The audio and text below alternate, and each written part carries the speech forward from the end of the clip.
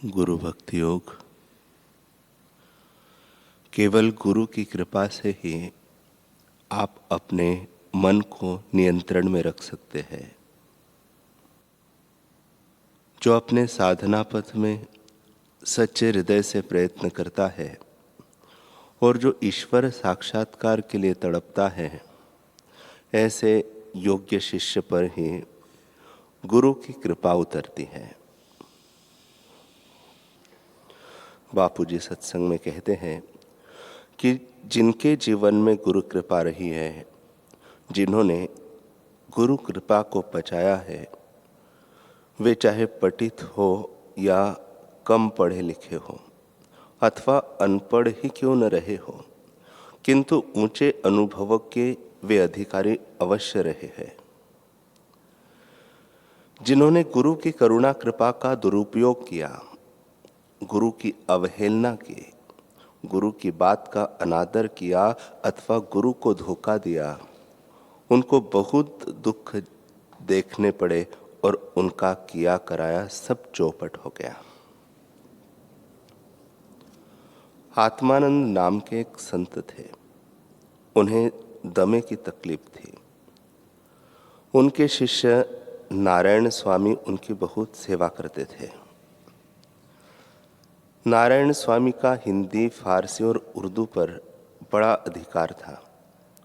उनकी सभा में मुसलमान भी सत्संग सुनते थे और हिंदू भी।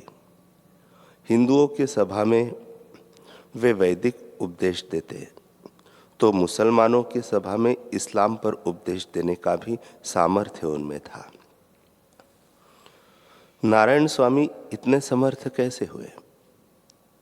वे आत्मानंद जी की सेवा में रहते थे। आत्मानंद जी उन पर बड़े प्रसन्न रहते थे। वे कहते कि बेटा, जग में तुम्हारा नाम रहेगा। दूसरे एक शिष्य हो गए कृष्णानंद। कृष्णानंद न्याय शास्त्र में अच्छी पदवी प्राप्त करके आए थे। एक दिन उन्होंने अपने गुरु से कहा कि गुरुजी आइए, जरा शास्त्रार्थ हो जाए।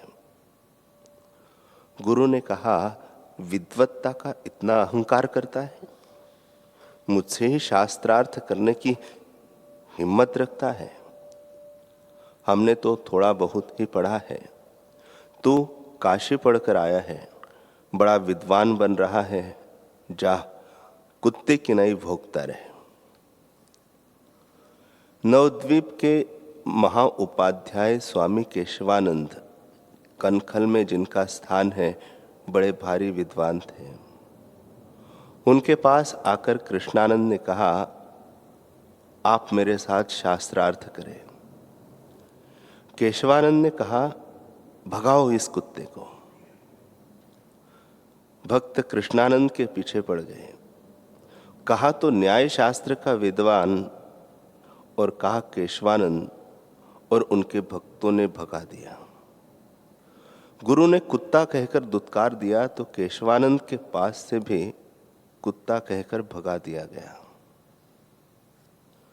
अखंडानंद जी एक संत को जानते थे। वे श्लोक तो बोलते थे, किंतु व्याख्या करने में गड़बड़ा जाते थे।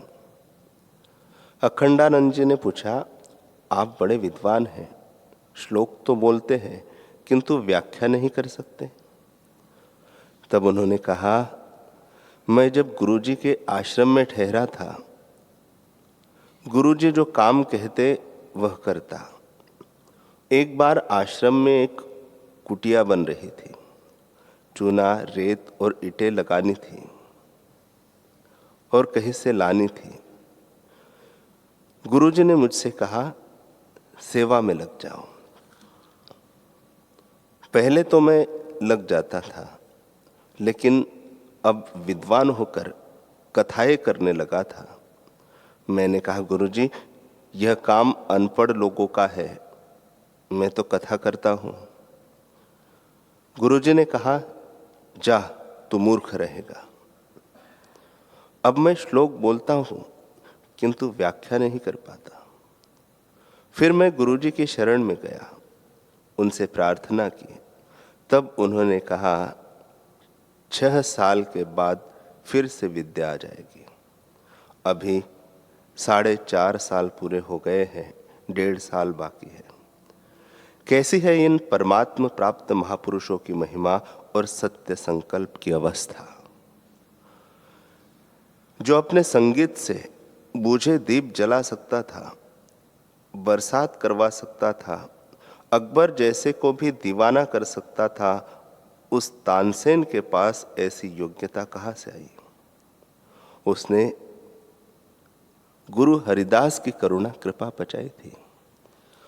तमाम प्रकार के विरोधों के बीच भी जो आर्य समाज की स्थापना करने में सफल हुए हैं, जिनके पद चिन्हों पर आज लाखों आर्य समाजी चल रहे हैं और करोड़ों लोग जिन्हें जानते हैं, उन स्वामी दयानंद जी में इतनी योग्यता कहाँ से निखरी।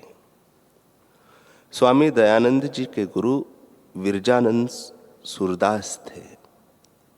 स्वामी दयानंद गुरु के लिए घड़े भर भर कर पानी लाते थे। कहीं गलती हो जाती तो विरजानंद जी दयानंद जी की पिटाई तक कर देते थे। एक बार विरजानंद जी बहुत गुस्से में आकर दयानंद जी को पीटने लगे।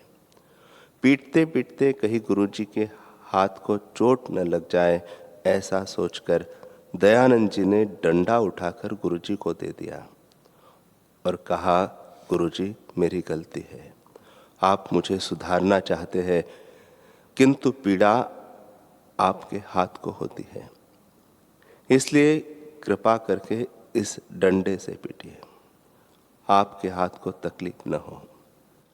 कैसे रहे होंगे दयानंद जी।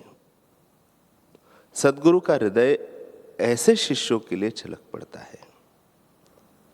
इसीलिए वही दयानंद जी आगे चलकर आर्य समाज के संस्थापक बने। गुरु कृपा जिन्होंने पचाई है, वे महानता के शिखर पर पहुंचे हैं।